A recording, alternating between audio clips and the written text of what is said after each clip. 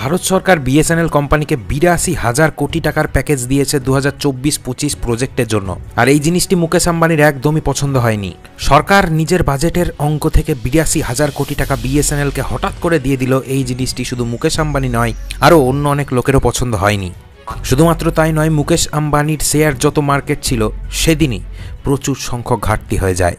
এবার আপনি হয়তো ভাবছেন যে বিএসএনএলকে ৮২,০০০ কোটি টাকা দিল সরকার, এদিকে মুকেশ আম্বানির সম্পত্তি কেন কমছে? আপনি হয়তো জানেন না যে ২০১৬-র পর থেকে মুকেশ আম্বানির সমস্ত বিজনেসের বেশিরভাগটাই জিও এই ওয়ার্ডটার সঙ্গে যুক্ত। অর্থাৎ জিও আছে, মুকেশ আম্বানির বিজনেস আছে, জিও নেই, মুকেশ আম্বানিও নেই। একবার জিও যদি কোলাপস করে যায় বা সমস্যা দেখা দেয় বা জিও যদি না থাকে বা জিওর গ্রাহক যদি কমে যায়, তাহলে মুকেশ আম্বানির অর্ধেক সম্পত্তি কিন্তু কমে যাবে। দেখুন, বিএসএনএলকে হিউজ প্যাকেজ দেওয়ার ফলে বিএসএনএলের যদি নেটওয়ার্ক বা স্ট্রং হয়ে যায়, তাহলে সমস্ত মানুষই কিন্তু বিএসএনএলের দিকে ঝুঁকবে। এদিকে এয়ারটেল, ভিআই এবং জিওর গ্রাহক সংখ্যাও সাইডে একটা বিএসএনএলের সিম রাখবে, অল্প টাকায় রিচার্জ করবে, জিওতে কেউ রিচার্জ করবে না। আর এতে করে কিন্তু জিওর মার্কেট কমে যাবে। শুধু তাই নয়, বিএসএনএলের এমন দিনও কেটেছে যখন কোম্পানির কর্মচারীদেরকে জোর করে ইস্তফা পাইয়ে দেওয়া হতো, জোর করে রিটায়ার করিয়ে দেওয়া হতো, যাতে করে মাইনে না দিতে হয় তাদেরকে। কিন্তু এখন ভারত সরকার এবং রতন টাটা মিলে বিএসএনএলকে আবারও মগ ডালে তোলার চেষ্টা করছে। বিএসএনএলের একটা ভালো দিক কি জানেন? বিএসএনএল যত মানুষের ডেটা ভারতের সার্ভারেই স্টোর করবে এবং ভারতের মধ্যেই থাকবে।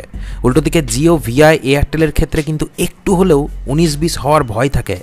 আপনারা হয়তো জানেন না, জিও, ভিআই এবং এয়ারটেল ভারতীয় যত মানুষ আছে তাদের ডেটাকে অন্য দেশের কোম্পানির কাছে বিক্রি করে দেয়।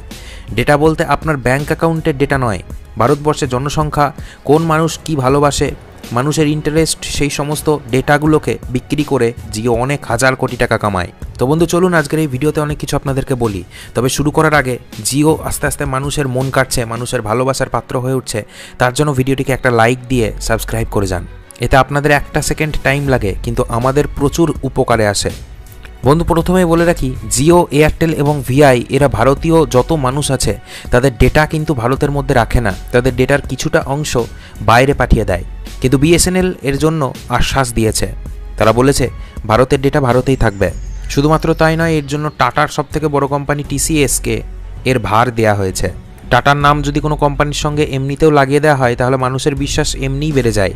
ভারতের মধ্যে যত কোম্পানি 5G ইনস্ট্রুমেন্ট এবং টাওয়ার বসিয়েছে, সেই ইনস্ট্রুমেন্টগুলোর মধ্যে 40% চায়নার ইনস্ট্রুমেন্ট।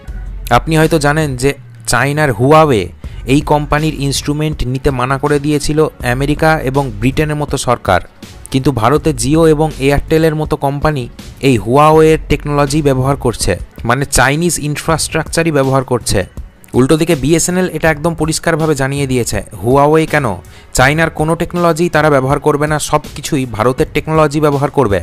5G, 6G এবং 4Gতেও যে টাওয়ারগুলো বসবে, সেই টাওয়ারের যত মেশিন সব ভারতেই তৈরি করা হয়েছে। আর এই কারণেই তো প্ল্যান এতটা সস্তা দিতে পারছে বিএসএনএল। আপনি যদি একবার বিএসএনএলের 4G ব্যবহার করেন, তাহলে সেটা চায়নার দেয়া 5G এর থেকেও বেশি স্পিড দেবে, কারণ টেকনোলজি ভারতের এবং ইনফ্রাস্ট্রাকচারও ভারতের। আর বিএসএনএলের যে 4G টাওয়ার, সেটা অলরেডি 5Gর জন্য রেডি হয়ে আছে। বিএসএনএল গত এক মাসে ১,০০০-এরও বেশি টাওয়ার ইনস্টল করে দিয়েছে। গতকালকেই আমি একটা জায়গাতে ঘুরতে গেছিলাম, সেখানে দেখছিলাম বিএসএনএলের টাওয়ারে বিভিন্ন মেশিন বসানো হচ্ছে, সেটা নদিয়া জেলার মায়াপুরে। উল্টো দিকে এটাও আমি শুনেছি মুর্শিদাবাদ, বিশেষ করে বহরমপুরে 4G টাওয়ার বসে গেছে এবং 4G পরিষেবাও দেওয়া হচ্ছে। এগুলো আমার চোখে দেখা ঘটনা। এবার আপনাদের আশেপাশে কি ঘটনা চলছে সেটা অবশ্যই কমেন্ট সেকশনে কমেন্ট করে জানান, এতে করে লাখো বন্ধু উপকৃত হবে, সঙ্গে আমিও উপকৃত হব। বিএসএনএল সস্তা দামে ভারতবাসী এবং দেশের বিভিন্ন জায়গাতে নেটওয়ার্ক কভারেজ দেবে, এটা সত্য। উল্টো দিকে ভারত সরকার অপটিক্যাল ফাইবার যেন চারিদিকে পৌঁছে যায়, তার জন্য বিএসএনএলকে ৪২,০০০ কোটি টাকার অফারও দিয়েছে। ১৫০০ কোটি থেকে ৮৫০০ কোটি বাজেট হয়ে গেছে বিএসএনএলের ২০২৪ সালে। গত মাসে মানুষজন যেটা বলছিল জিও হটাও, জিও হটাও, সেই প্ল্যানের জন্য ২৭ লাখ নতুন কাস্টমার পেয়ে গেছে বিএসএনএল। ২.৫ লাখ ইউজার তার মধ্যে বিএসএনএলে পোর্ট করেছে। আর এই সমস্ত মানুষের ইমোশন নিয়ে খেলতে চায় না, এটা পরিষ্কারভাবে জানিয়ে দিয়েছে বিএসএনএল। এবার আপনাদেরকে বলে রাখি, জিও বয়কট নামে যে কথাটা উঠেছিল, সেটাতে কি জিওর উপরে আদৌ কোনো প্রভাব পড়েছে? হ্যাঁ বন্ধু, প্রভাব পড়েছে। ৩৪৯ টাকার যে রিচার্জ বন্ধ করে দিয়েছিল জিও, সেটাকে আবারও নিয়ে চলে এসেছে। এছাড়াও ১৯৯ প্যাকটাকেও জিও আবারও ফিরিয়ে আনতে বাধ্য হয়েছে, যদিও সেটা দিন সংখ্যা কমিয়ে দেওয়া হয়েছে। তবে এই ছোট্ট জিনিসগুলো জিও বদলাতে বাধ্য হলো, তার কারণ আমি এবং আপনি। জিও খবরের পেপারে বড় বড় করে হোর্ডিং দিয়ে দিয়েছে, হেডিংয়ে লেখা আছে 349 টাকার প্ল্যান আবারও আগের মতো ফিরিয়ে আনা হচ্ছে, গ্রাহকদেরকে অনেক ধন্যবাদ পাশে থাকার জন্য। দেখুন, জিও, ভিআই এবং এয়ারটেল চায়না থেকে বিভিন্ন ইনস্ট্রুমেন্ট অর্ডার করে আনে এবং 5G টাওয়ারে লাগায়, 4G টাওয়ারে লাগায়।